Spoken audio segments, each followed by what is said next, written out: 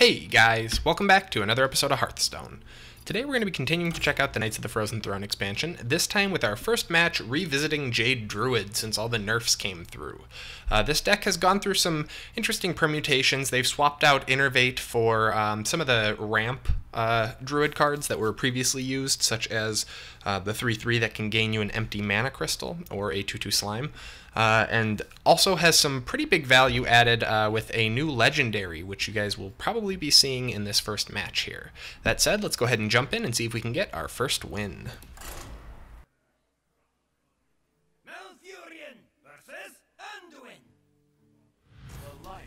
Alright, so we've got a priest here, which actually should be pretty good for us, I think. Usually we do fairly okay against priest. That said, if it is Shadow Reaper Anduin, if he hits his curve, we may be in a bit of trouble, but we also have a deck that lasts pretty long, so as long as he doesn't like Thought Steal a Jade Idol or anything, we probably should be able to outlast him once he divests himself of healing.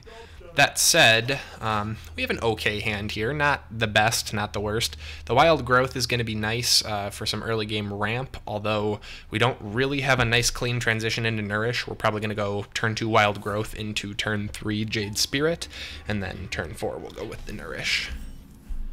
Yes, unless we happen to draw a Jade Blossom next turn, which would be sweet. You never know.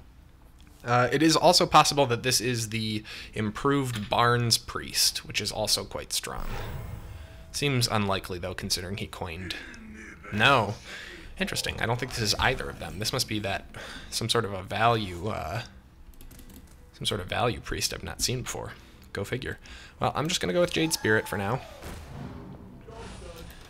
And he'll probably attack into my 2/3 here, which is fine with me. Then he doesn't get a 2/2 out of it. If he doesn't, though, and he just goes for the face, I'll make a less equitable trade. I don't really care about a 2/2. Yeah, he seems to be running a Death Rattle deck. Interesting. I wonder if this is becoming popular now. Well, for now, we're going to go ahead and Nourish. We'll obviously gain 2 mana crystals because we're rushing up mana as fast as we can.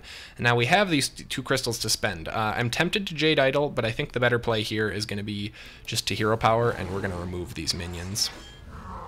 Let's get rid of this guy. Bop. It doesn't really matter which one of them we attack. Bop. Bop. So we've got a clear board to deal with. We don't have to worry about too much early game aggression, which can be actually a bit of a problem for this deck. It does pretty well with control and stuff, mitigating threats early game, but if you don't get the right pulls, it's pretty easy for them to rush you down pretty darn fast before you hit that like 7-8 mana curve where you start dropping cards regularly. We're just reaching that point now, and we're probably just going to Malfurion into Jade Idol next turn. Jade Blossom. We have options here, but I think that Malfurion into Jade Idol is still the best play.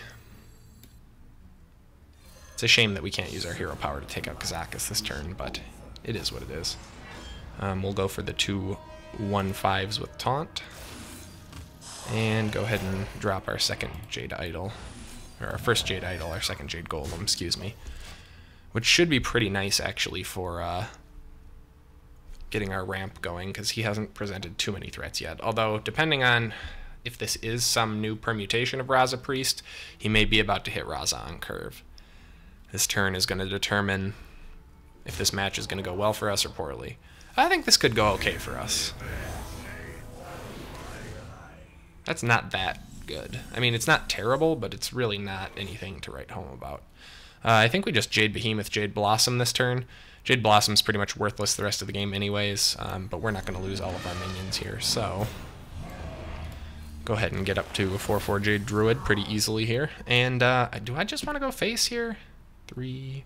Yeah, because he's going to have to attack with everything to take out our guys, unless he's got Shadow Word Pain or something, so we can pretty safely just go face. I mean, between the Behemoth and the 2 1/5s, I don't think he's going anywhere fast.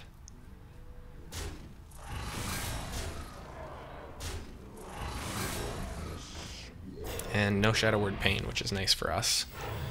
We're still sitting pretty well on value. Double Spreading Plague isn't an ideal hand, but we're keeping momentum up here. Let's go for +3 attack and remove the taunt right off the bat. And I'm just going to keep going face as long as he doesn't present a real viable threat here. We may see like a Dragonfire potion, but at this point that would hurt his momentum as much as mine. And considering he seems to be playing more of a creature deck than you normally see out of Priests, Spreading Plague will always back us up if he has a full board clear of some kind. We would get hit pretty hard by a pint-sized potion, Shadow Word Horror combo here, or a Dragonfire.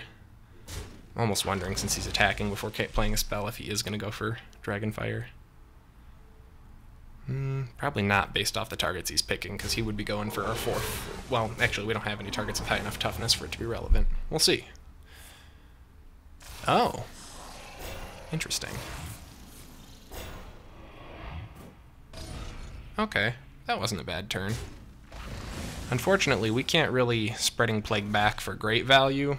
I'm trying to decide, is it worth even using them yet? If I attack both of these, we'll be 2 to 3, so I could have 2 1/5s. Yeah, it's probably worth it. Well, or we could go Fandral and just get double hero powers here for a turn or two. Well, it'd probably be only one turn before he removes everything. Let's hold on to Fandral in case we pull our other Jade Idol and just go for Spreading Plague into hero power this turn. And we'll just do something like this. Let's see. Is there an efficient way to do this, really? Let's see. 3-2, 3-4, no. No matter what, we're going to lose the 2-1, unfortunately.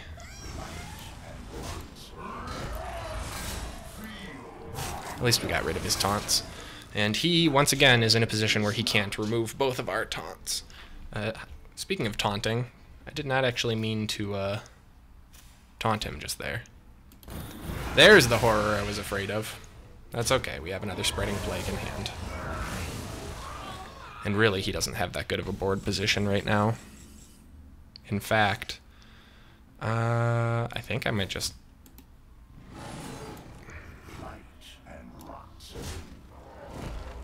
Do I even want to swipe or anything right now? I don't think I do, because I'd rather he plays 9 mana worth of spells and doesn't heal himself. There's always a chance, because we have straight lethal. Oh, please, no taunt. If it doesn't have taunt...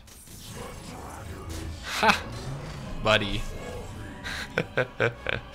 Oh, the math. Gotta love it. So, Jade Druid, our first win. Pretty painless here, as is kind of to be expected with Jade Druid of all decks, of course. Probably would have been fun to drop Fandral there, but no need. That said, if you guys enjoyed this episode and the new permutation of the deck, please be sure to like, subscribe, and leave a comment below so that I know. As always, thank you guys so much for watching, and I will see you next time.